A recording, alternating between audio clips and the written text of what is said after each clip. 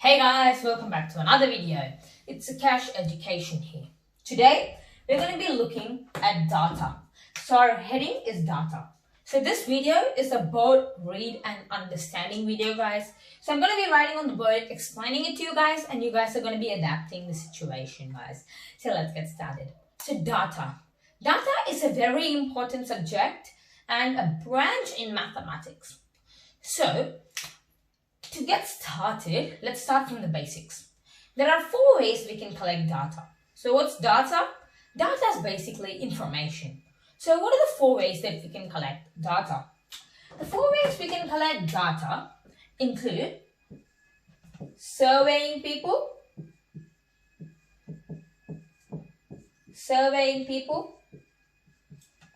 It also includes giving out written expressions such as questions. And finally, you can also use experimentation. Use experimentation and observation. So guys, these are the 3 ways. There are more, but these are the main 3 ways that you can collect data or answers to your questions, such as information. So guys, after knowing these, let me explain this to you guys. So now surveying people. What's surveying people? So you go to a person such as John and then ask him, "Yo, John, do you like my image?" And then whatever feedback he gives, you write it down. So this is surveying people. Then questions.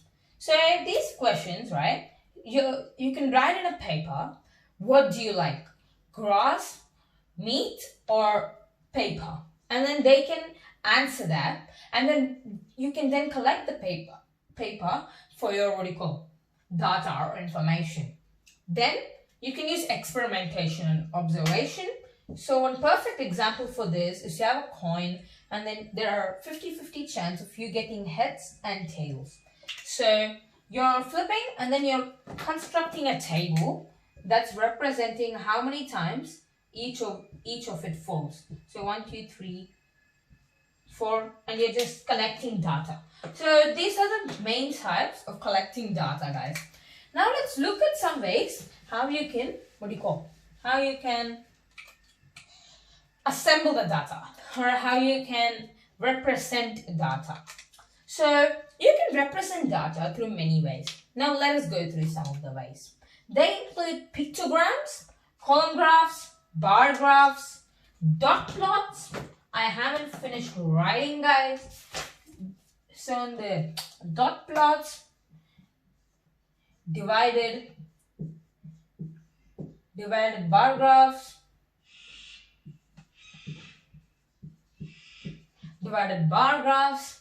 They also have line graphs. We also have line graphs, and finally we have pie graphs. So pie graphs, also known as sector.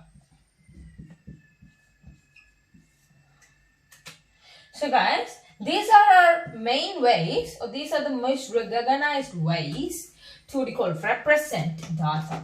So through these ways, again, you can represent data. Okay guys, represent data. So you can represent data through these ways. Now let me go through each one of them in detail. So now a pictogram, right guys? What is a pictogram? A pictogram is where, like, for example, you draw images like these,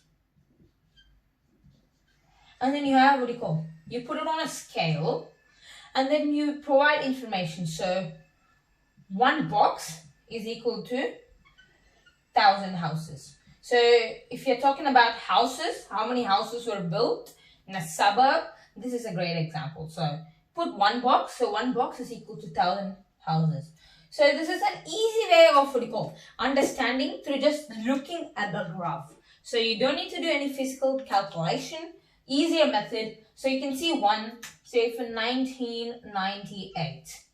1999, and the year 2000. So what you can see in this graph, they're all increasing. So in 1998, you can understand that there was only 1,000 houses built in a suburb.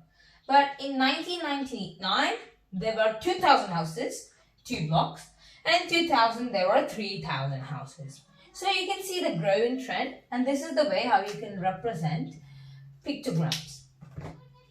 Then, if you look at column graphs. So what's column graphs? Column graphs are graphs where they have columns to represent data.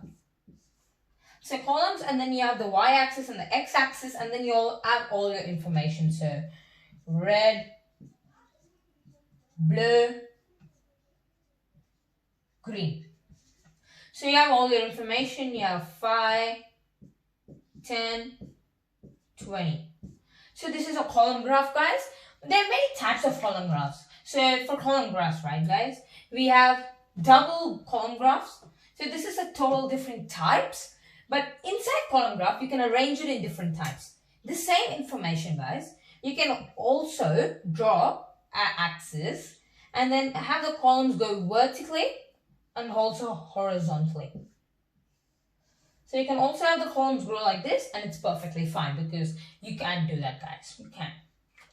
Then, if you look at, double-sided, double column graphs, what they mean, it's easy to compare. So, you have your column graphs here, guys. Then what you can do, this is your normal column graph. So now, let's keep that green, right, guys? Green is a, car company. And then red is also a car company. So there are 2 car companies. So what you can see in the double column graph, guys, is the trend. So you can see, so this is like a simple way of how I drew this. So this is green and that's red. So what you can see is that you can see the comparison, right, guys? So the green column graph right here, it's like Volkswagen. Let's keep that's the brand, and red's BMW. Volkswagens in the year 1900, 2000, this is 3000. So these are the years. In the year 1900, the brand BMW was higher in demand, and the, Volkswagen was lower in demand. And then in 2000, still the same thing.